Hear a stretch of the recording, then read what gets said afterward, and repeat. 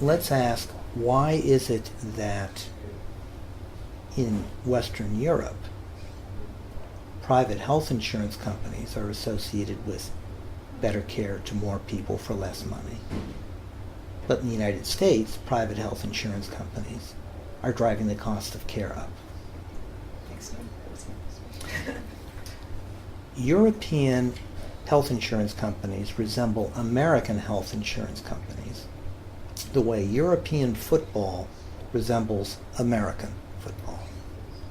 Different goals, different games, different rules. Private health insurance companies in Europe can set whatever price they want on their policy, but they have to sell it at the same price to everyone, regardless of health.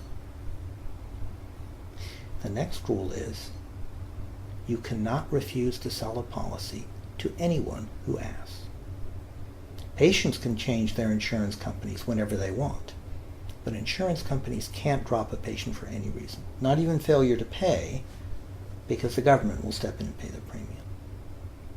The third rule is every policy has to cover every treatable condition, so that no patient, when they pick an insurance policy, can be left with an insurance coverage that is so inadequate they lose their home, a limb, or a life because they made the wrong choice. And in many Western European countries, if the government has discovered that you, the insurance company, have still managed to cherry pick the healthiest patients, you will pay a premium that will subsidize the insurance companies that are picking up the slack.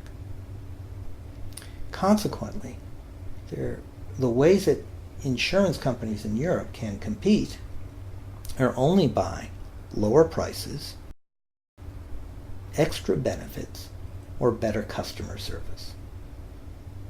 Imagine that.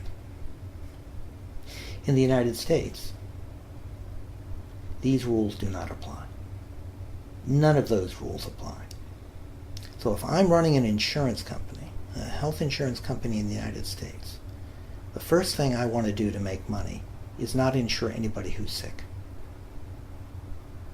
One way to do that is to charge a lot. Sick people don't have money. The next thing I'm going to do is look for the first opportunity to drop any healthy patient who becomes sick. Considering that the average worker in the United States changes their insurance plan every 6 years, there are many opportunities to do that. The next thing I'm going to do is restrict benefits. Most people in the United States pick their insurance plan because of the price of the premium, but they don't examine the benefits. As a matter of fact, the benefits package is so complex, very few people can understand them. The next thing I'm going to do is, once I've got your premium money, I am going to delay or deny payment to providers as long as I possibly can. And if I delay payment to providers long enough, some of them will give up and I keep that money. And that is the story of private health insurance in the United States. Prices go up. Only healthy people can afford them. Healthy people who get sick get dropped. And providers have to spend inordinate amounts of money trying to collect their due from insurance companies. These rules are not only not applied in the United States, they're not